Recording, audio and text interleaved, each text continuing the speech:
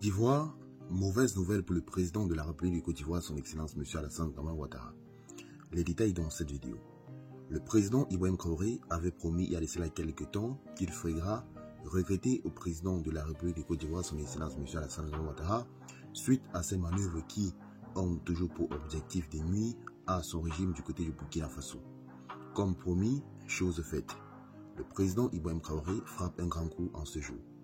Les détails dans cette vidéo. Mes chers amis, nous vous prions de suivre la vidéo jusqu'à la fin pour avoir la mauvaise nouvelle qui a frappé le président de la République de Côte d'Ivoire, son Excellence M. Alassane Dramane Ouattara. Le président de la République du Burkina Faso, le capitaine Ibrahim Traoré, est un génie. Les détails dans cette vidéo. Pour ce fait, nous vous prions de suivre la vidéo jusqu'à la fin. Mais avant, sachez que cette vidéo n'est pas faite pour inciter à la haine ou à l'acharnement. Elle est juste à titre informatif, donc tâchez de rester poli, mais surtout pour toi dans les commentaires. Voici la mauvaise nouvelle qui a frappé le président de la République de Côte d'Ivoire, son Excellence M. Alassane Dramane Ouattara. Écoutez, nous allons bien sûr laisser Yves Michel qui a des informations pour nous concernant les mauvaises relations qui sévissent entre la Côte d'Ivoire et le Burkina Faso depuis l'arrivée du président Ibrahim Traoré du côté de la présidence au Burkina Faso. Les détails, écoutez.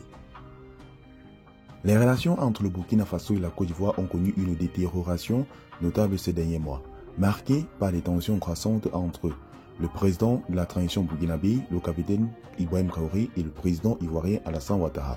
Ces tensions se sont intensifiées suite à des accusations mutuelles de déstabilisation et d'ingérence. Lors d'une interview télévisée en avril 2024, le capitaine Traoré a accusé les autorités ivoiriennes d'héberger des individus cherchant à déstabiliser son régime. Il a dénoncé leur hypocrisie et a affirmé que tous les déstabilisateurs du Burkina Faso sont là-bas et ne se cachent pas. Il a également critiqué le manque de coopération de la Côte d'Ivoire dans la lutte contre le terrorisme malgré des contacts initiaux avec le président Ouattara. En réponse, les autorités ivoiriennes ont exprimé leur irritation face à ces accusations, suspectant la junte burkinabé de chercher à affaiblir le régime d'Alassane Ouattara à l'approche des élections présidentielles de 2017. Le service de renseignement ivoirien ont révélé l'existence d'un réseau impliquant des proches de Guillaume Soro, recrutant des jeunes pour déstabiliser la Côte d'Ivoire depuis le Burkina Faso. Cette tension rappelle les relations tumultueuses des années 1980 entre Thomas Sankara et Félix Houphouët-Boigny.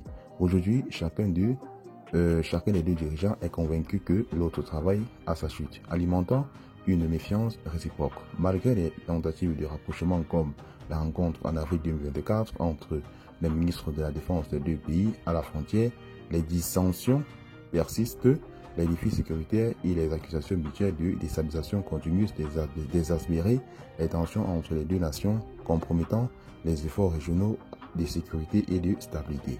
En septembre 2024, le ministre burkinabé de la Sécurité a de nouveau accusé les autorités ivoiriennes d'accueillir des Burkinabés impliqués dans des entreprises de subversion, notamment l'ancien ministre des Affaires étrangères Alpha Barry, exilé à Abidjan. Ces nouvelles accusations ont encore irrité les autorités ivoiriennes, renforçant la méfiance entre les deux pays. Et ainsi, les relations entre le Burkina Faso et la Côte d'Ivoire restent marquées par une méfiance mutuelle et des accusations réciproques rendant difficile toute tentative de rapprochement ou de coopération régionale.